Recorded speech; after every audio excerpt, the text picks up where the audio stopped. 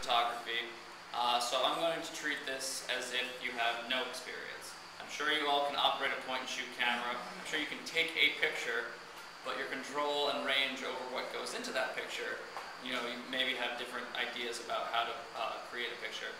Bohr was talking, guys, a lot about signs, and that's an idea that's going to be very important in photography. But seeing as you're not creating the image so much as you are capturing and manipulating the image, it's going to be a little bit different in photography. For example, instead of just displaying signs and reading them for their meaning and what they represent, we're also going to look at the way that representing signs and different perspectives on signs can change the way that signs appear. So if you display, we can have the same signified object. We could have the same, for example, this mouse or these aviator sunglasses.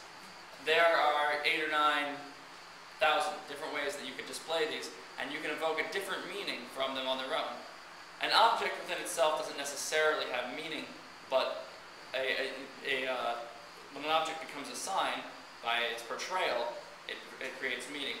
So this is all very theoretical. What we're going to do today is I'm going to show you some basic ideas of conventional ways of framing a photograph.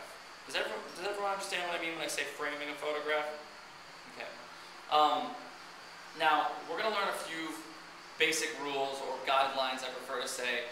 You will eventually learn when you can and cannot stray away from these. But for the first few days of photography, I want you to try and follow this lesson, and I want you to try and stick within the guidelines that I give you.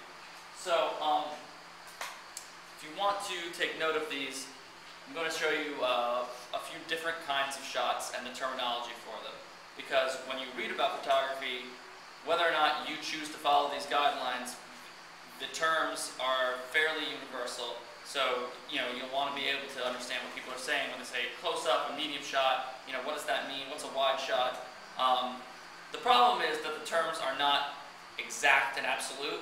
Some people, when they say a long shot, might mean what someone else means with a medium shot. So what I've done is I've found what I think are the average definitions of each one of these to give you a fair example of them. So, but just remember that, you might get into an argument with someone about, they might call something a long shot that you don't think is a long shot, but there's no dictionary definition of any of these things. So what I've done here is I've selected a bunch of photographs from professional photographers, photojournalists in some cases, art photographers in some cases, and I have also examples from our students, which I'll show you later.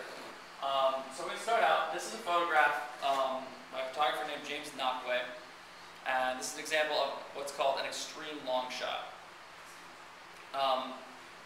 It is about anything this wide or wider would be considered an extreme long shot. Basically, the way that we decide what the width or what the length of a shot is how the subject is placed. In this case, the subject is this man here. Not only is his full body in frame, but it's pulled out so far that the focus is more on his surroundings than on his particular details.